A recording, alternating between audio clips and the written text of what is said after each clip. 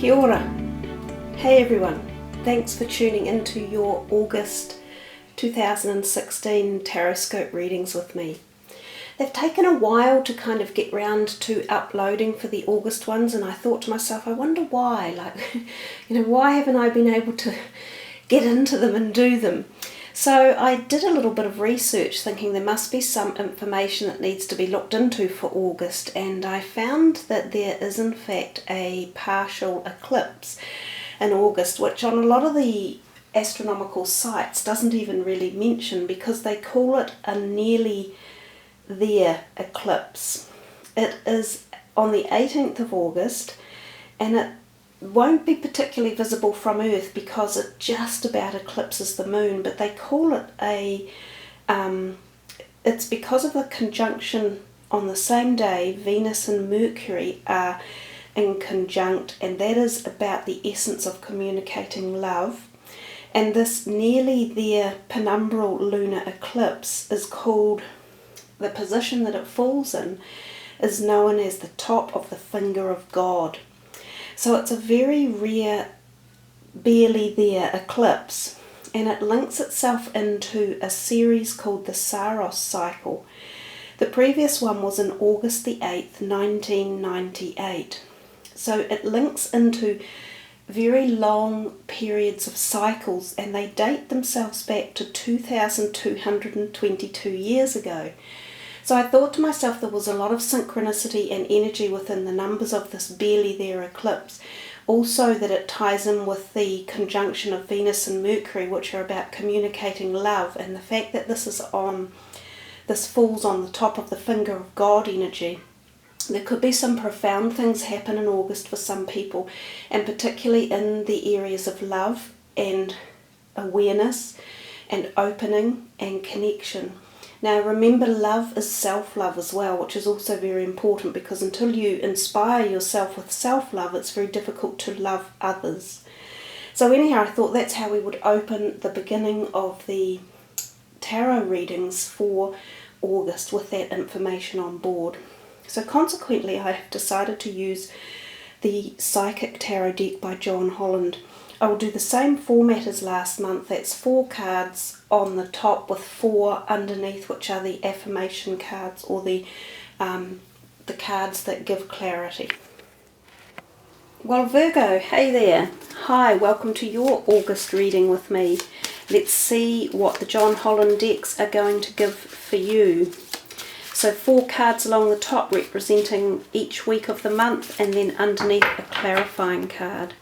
So Virgo, August 2016. Throat chakra, fertility, emotional withdrawal and balance, movement, choices and decisions, sacrifice, rest and rejuvenate, and shadow. Interesting how these 2 cards have mirrored themselves down on the right hand side. So there's something there about there's going to be some sort of synchronistic energy or messages within for you there.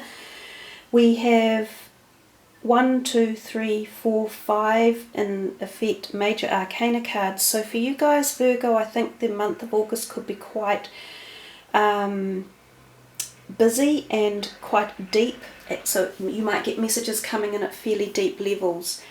I'm going to put this beautiful celestite crystal on there, which is a blue, which is very soft and daring crystal, which brings about really gentle harmony, energy balance from the celestial plane, and especially energizes towards connection with your angel helpers, your spirit guides, and the guardian angels that will be around you. Now if we take a quick look at your major arcanas, that number 3, fertility, is the Empress card. Number 12, which is sacrifice, that is the Hanged Man. Number 11, which is justice. And number 18 is the Moon. So let's start off with the first week, and you have this throat chakra to begin with. So it gives me the feeling that for a lot of you there's something that you want to say that's on your mind, and you are either having difficulty communicating it to either yourself or to other people. So this month starts off with this chakra energy, and it's about your neck, your throat, verbal communication and written communication. So you need to spend some time figuring out what it is that you want to say, or what that you want to hear from yourself to yourself, or that you want to get out to others. And it's about how you transmit this thought and this communication. So it's about opening up and letting the flow of the universe, I guess, come in to be able to enable you to put your messages out and to make this connection. It's also about the physical areas of the throat. So we think of things such as the thyroid gland, which is in there. So some of you may need to check your thyroid levels out.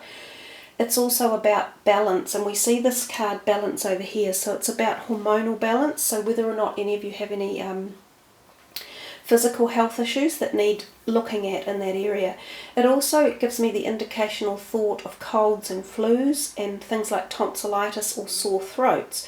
So it may pay you to be quite vigilant in August. You know, there's a lot of ways we can look after our throat and health care and immune care through the way of natural herbs and things like that. So there's things like garlic, vitamin C, horseradish, echinacea. There's a whole heap of different ones that are very beneficial for increasing your immunity and bringing about balance, and also helping stave off things like colds and winter flus. We come down to your card, which is your affirming card, and it's the number 2, and it's movement, choices and decisions. So that card is like the 2 of Pentacles, and it's very much a card of things coming and going.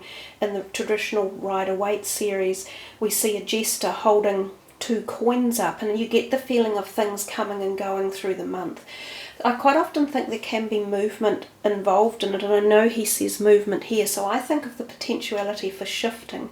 Now this can be shifting homes, or it can be shifting the direction you're going in life. So something could change. It could be your career, it could be a personal belief, it could be relationships. And this is where I think communication is the key to making any of these work and become accessible and move forward with positivity. So we come to the next week, the second week for you guys in August, and we see there the 2 major Arcana cards. Oh, and interestingly, if I look, these 2 have doubled up as well. So your second and fourth week seem to be quite powerful weeks. That number 3, the fertility card, which is the Empress, is a beautiful card to get, and she actually really emanates the Virgo energy because she's an earth creature. She's connected to the energies of earth. I noticed those golden halo around her, and I think I've just talked about at the beginning of this video how we're getting this almost there eclipse in August, which is the finger of God.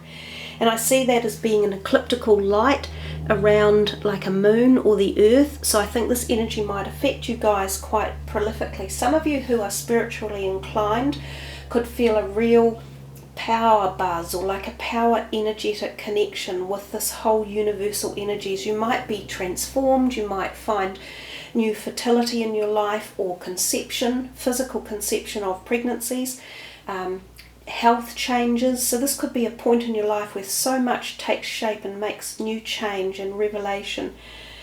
It is a really positive card to get, and I see also this glowing ball of green light in her heart, and that's what I was talking about earlier at the beginning with this lunar eclipse again, how it's very much aligned with the heart and love. So something happens to you guys in your heart one way or another, whether there's an opening or a chakra connection or something that just goes kaboom, which will be really neat. Number 12 is the Hanged Man, we see underneath, and I love this rainbow that comes in. The Hanged Man, John Holland calls it sacrifice, but I call it just status, like sitting in time waiting. And it's about understanding that everything happens in life at the divine right time for divine reasons. We can sometimes wish to make progress in certain ways, and sometimes we can, but bigger events or bigger timing parallels are actually preset and determined, and sometimes we just have to wait for those events to happen. So the sacrifice card is often about that, just being ready for the moment in time when your path of ignition is there and you are able to step forward and make progress. It is also possibly about the choice, about making a choice, getting to like a T intersection in your life and understanding that something that has been happening previously is no longer working. So you either have to take the high road or the low road. So that means you have to sacrifice something in order to move forward and gain this perhaps insight, flow and enlightenment. So powerful second week for you guys, really great one to meditate with and sort of see what you can manifest from it, because I feel there's a great deal of positivity involved with it. We come to the third week and we see the love energy card, the cups. It's the emotional withdrawal is the 8 of cups. So he has his back to turn to us. And interestingly enough, down here you have the 4 of swords. Both of those, if we look at this in the Rider-Waite deck, is also about withdrawal and rejuvenation. So that third week feels as though after perhaps a full-on second week, you definitely go within to contemplate maybe your directions, life, what's on offer, how you feel about things, people and places. So the emotional withdrawal up here, the number 8, is usually about heading in a new direction, which is probably what you've done after the sacrifice or the T section, intersection in that second week. I don't look at this as a negative card. I look at it as very positive, because it's taking time out to really reflect on who you are and what direction you need to go in to take yourself, which is the most important person in your life, into the right light as you move forward. And this one here, the rest and rejuvenate, is also saying that perhaps if you take some time out and just stop and regather your perspectives and re-energize yourself from this lovely energy up here, which can be quite full on, you will have the right messages. You will claim the right messages through the acts of meditation and peacefulness to take you again into this direction that you want to head on, this new direction that you're going. Coming to the fourth week, we see again 2 major arcanas atop of one another. So again, I think the fourth week will ramp up in energies for you.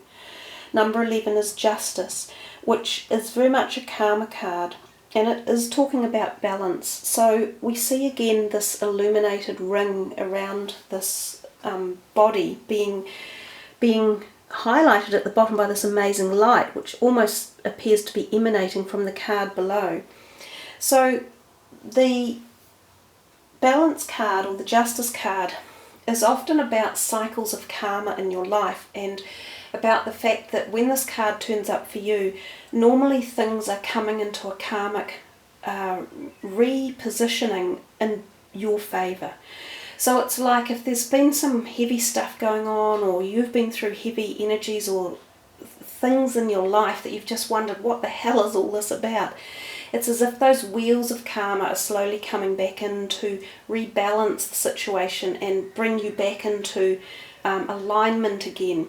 There was definitely something about alignment almost through this whole top row, about realigning either yourself, your physical body, or your mental and spiritual body, like you needed physio or something on your back, or you need something like a cracking to rebalance a whole lot of stuff. But the other thing about karma is it often can show up when there are legal issues or papers or documentation that needs to be signed, even going to court and being involved in some sort of court case, or like custody, or something even with divorce or papers or finalising of relationships that have been out of balance. So the wheel of balance is starting to turn back into favour. So grasp that and see what your own personal inner message is. But we come down to your bottom card, your clarifying card, and we see this one, the shadow, which is in fact the moon. Now I particularly love his format of it, because this is just himself in the dark and the light. So we understand that there is always dark and light. night and day, male and female, yin and yang. Without one, the other can never exist. So this is kind of a message for you personally about your own inner balance and bringing that back into kilter.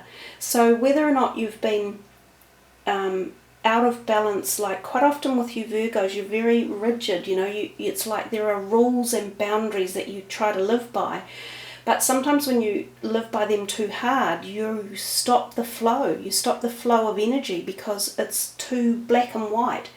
So this is all about understanding that there is always a shadow side to us, and that the dark and light must merge and meet to make us whole, which creates the balance of who we are, which allows us to flow up and on into the next journey, into the next part of our journey, whether it be spiritual, physical or emotional. So I feel this is like a really, really powerful reading for you guys, and really quite a wonderful lightning and connection energetic reading. So there should be some nice flowing for you that comes through, but at rather deep and personal levels. So it's a very personalized, quite deep reading. Anyhow, let's move on from that and see what your last card is. So we shall put these ones away with all their very deep meanings and messages, and you can focus on them and see, you know, what you personally come up with as the month goes on.